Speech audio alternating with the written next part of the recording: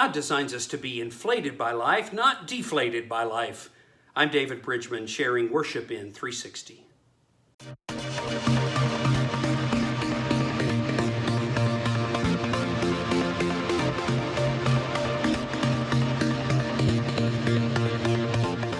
Today is a lesson from my shop vac. If you plug in here, air blows out. If you plug in on this side, air is sucked in. And right now, life is either inflating you or deflating you. It all depends on where you plug in. Grab a Bible or a Bible app and open to Jude. It's the second to last book in the Bible, a 25-verse long set of instructions to the first century followers of Jesus to be cautious about negative people and how to stay strong. Here's verse 4. Some ungodly people have wormed their way into your churches. Anybody have a worm in your workplace, in your family, in your church? They have infiltrated the very values and mission of your organization. And worms are recognizable. Verse 16, they are grumblers and complainers. They brag loudly about themselves. They create divisions. Maybe the worm is someone you know, and maybe the worm is you. The worm is about getting me to conform to a destructive path. And conforming is the easy, lazy path. So Jude provides a set of instructions on how not to become deflated, sucked in by the world, but rather to choose a new path, the path of transform. And Jude gives us 3 stepping stones on this path.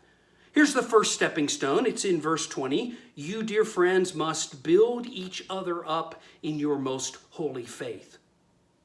Right now, someone is depending upon your strong faith because theirs is wavering.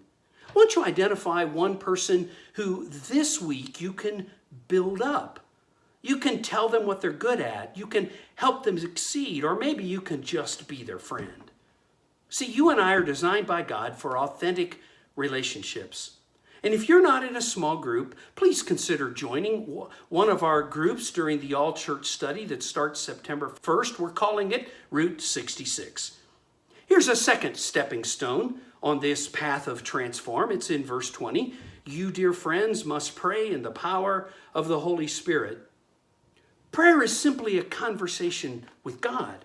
It's a power source that creates calm and clarity. Prayer is a gift from God where God takes the initiative and often gives us the words to pray when we don't know how to pray or what to pray for.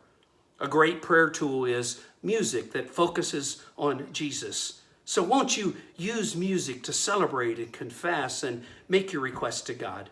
And here's that third stepping stone on the path of transform. It's in verse 22.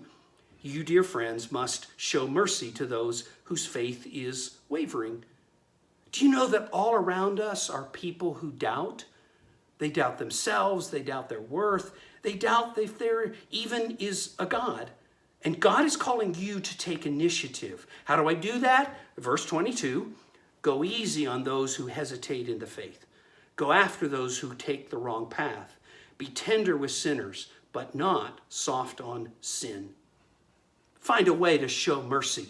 You might do that by joining us for the wall build the weekend of September 13 to 15, because that will show mercy to another person and to one another. I pray you have a successful life, inflating your life to full potential, and I look forward to being with you next week.